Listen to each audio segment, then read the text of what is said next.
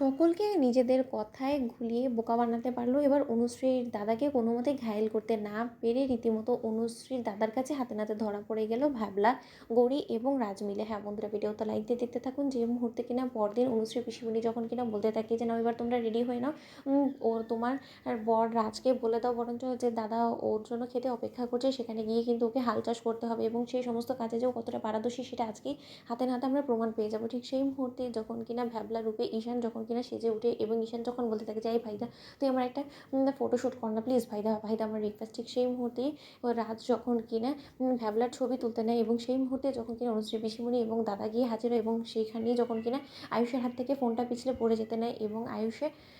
এই সমস্ত কর্মকাণ্ড দেখে যখন কিনা অনুশ্রী দাদা বলতে থাকে যে আচ্ছা আমি একটা জিনিস বুঝলাম না, তোমরা নাকি খুব বেশি গরিব, এতটাই দরিদ্র তোমরা যে তোমরা দুবেলা দুমুঠো ভাত খেতে পাও না, কিন্তু সেখানে কিনা তোমরা এরকম একটা স্মার্টফোন ইউজ করছো, সেটা আবার আমাকে তোমরা বিশ্বাস করতে বলছো। শোনো, তোমাদের এই চিকনি চুপড়ি কথাবার্তা দিয়ে না তোমরা আর যাই হোক না কেন আমার বাবাকে ঘায়েল করতে পারবে, কিন্তু আমাকে কোনো মতে কিন্তু ঘায়েল করতে পারবে না, এই কথাটা আমি বলে রাখলাম। তাই আমার কিন্তু চিরকাল তোমাদের উপরে নজর থাকবে, যতদিন তোমরা এখানে আছো ততদিন পর্যন্ত কিন্তু কোনো মতে আমার নজর তোমাদের এখান থেকে সরবে না এবং আমি দেখতে চাই যে তোমরা কত দূর এগোতে পারো এবং কোনো মতে যদি তোমাদের কোনোরকম কোনো ভুল আমি একবার ধরতে পারি তাহলে কিন্তু তোমাদের সেদিন এই বাড়িতে শেষ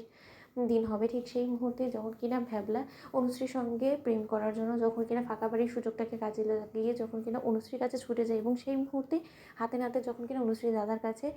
ভ্যাবলা ধরা পড়ে যায় এবং ভ্যাবলার যখন কিনা কলার চেপে ধরে অনুশ্রীর দাদা এবং অনুশ্রী যখন বলতে থাকে যে দাদা ভাই কী করছিস, ওনার গায়ে তুই হাত তুলছিস কেন বলতো, অজানা অজানা একটা মানুষ, সে হয়তো বা কোনো অন্য ঘরে খুঁজতে গিয়ে হয়তো বা সে এখানে ঢুকে পড়েছে, সেটা না হয় একটা ভুল হয়েছে, কিন্তু তাই বলে তুই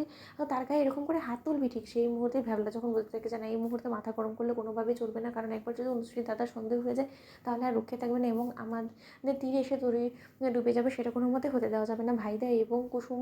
দুজনে মিলে যে পরিমাণে পরিশ্রম করছে সেই সকল পরিশ্রমে জল ঢেলে যাবে, সেটা আমি হতে দেবো না। ঠিক সেই সময় গৌরী যখন সেখানে ছুটে এসে চিৎকার চেঁচামেচির আওয়াজ শোনা মাত্র এবং গৌরী যখন বলতে থাকে যে না জানি ঈশান সাহেব আবার কী কাণ্ড ঘটিয়েছে, অন্যদিকে রাজ যখন বলতে থাকে যে আচ্ছা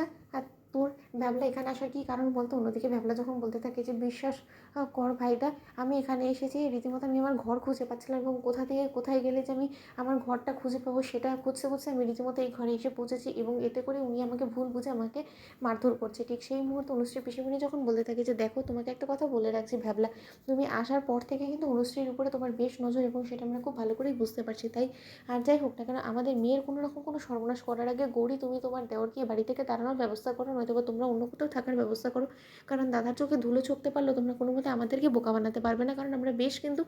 তোমাদের মতলবটা বুঝতে পেরে গিয়েছি। ঠিক সেই মুহূর্তে গৌরী যখন বলতে থাকে যে না এটা কোনো মতে হবে না, তো বন্ধুরা লাইক শেয়ার করে সাবস্ক্রাইব করুন।